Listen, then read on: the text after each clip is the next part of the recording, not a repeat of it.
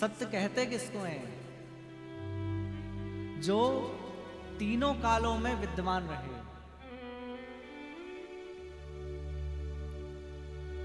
ऐसे समझिए,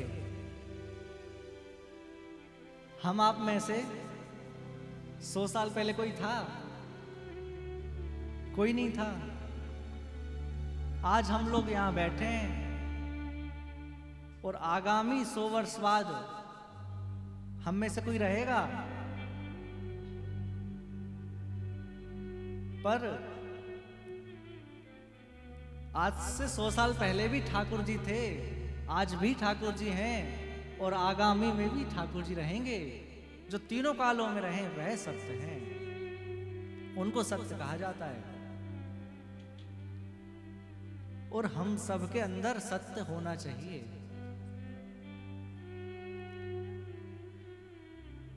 एक बात मैंने सुनी कभी,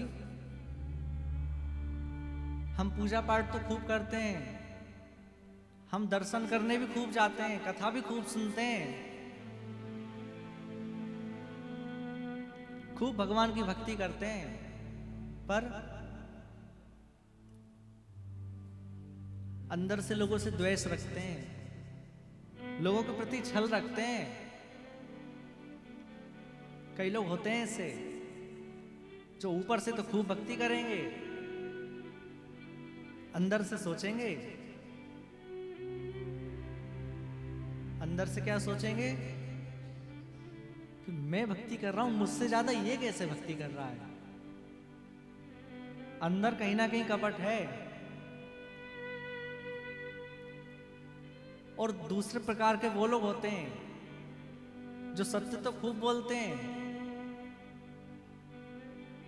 पर कभी मंदिर नहीं जाते, कभी कथा नहीं सुनते, पर उनके अंदर सत्य है, वह सत्य का साथ नहीं छोड़ते। तो ठाकुर जी कहते हैं कि जो व्यक्ति सत्य को पकड़ा है ना, मैंने उसको पकड़ रखा है। जिस व्यक्ति के अंदर सत्य है वो मुझे बहुत पसंद है, ठाकुर जी कहते हैं। तो ठाकुर जी का पहला रूप है सत्य रूप। दूसरा, ठाकुर जी चैतन्य रूप हैं। हमारे आपके अंदर जो चेतना विराजमान है ना, वो कौन है? वह ठाकुर जी ही हैं।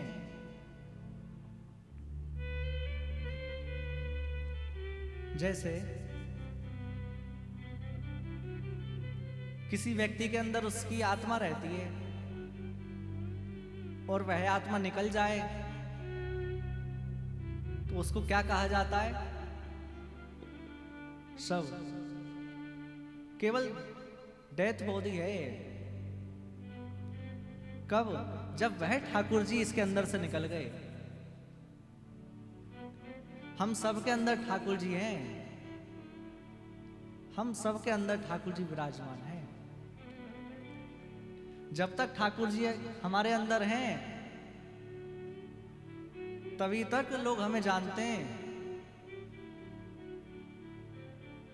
कि अमुक जी हैं, ये अमुक जी हैं, अलग अलग नाम से जाने जाते हैं। पर जैसे ही ठाकुर जी यहां से निकल जाते हैं तो ये केवल और केवल एक हार्ड मांस का पुतला रह जाता है।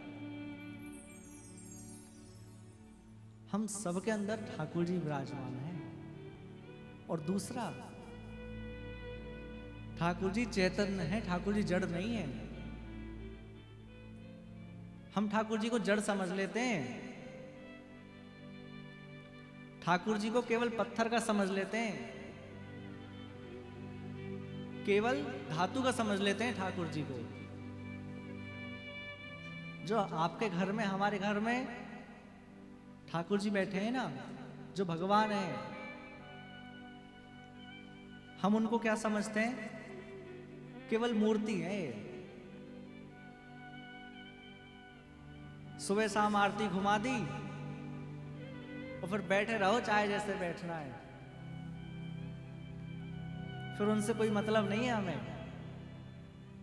अरे भैया, वो भी चैतन्य हैं। जैसे हमको आपको गर्मी लगती है ना, वैसे ही उनको भी गर्मी लगती है। हमें आपको भूख लगती है, वैसे उनको भी भूख लगती है ठाकुर जी को।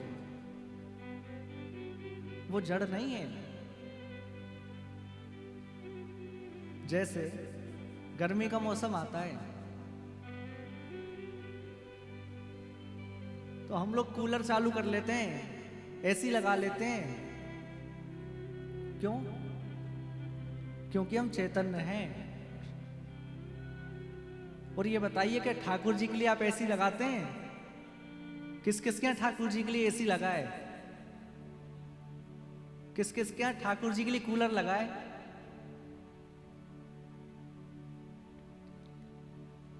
क्योंकि हम उनको चैतन्य मानते ही नहीं है। हम ये सोचते हैं कि उनको थोड़ी ठंडी भूख प्यास कुछ ये लगता है। भैया वो भी छोटे से लाला हैं, उनको भी ये सब भूख प्यास ठंडी गर्मी सब लगती है। वह जो आपके घर में विग्रह हैं, वह साक्षात ठाकुर जी ही आपके घर में बैठे हैं। वो सुनते भी हैं, वो बोलते भी हैं, वो हिलते भी हैं। उन्होंने आपको चैलेंज दे रखा है।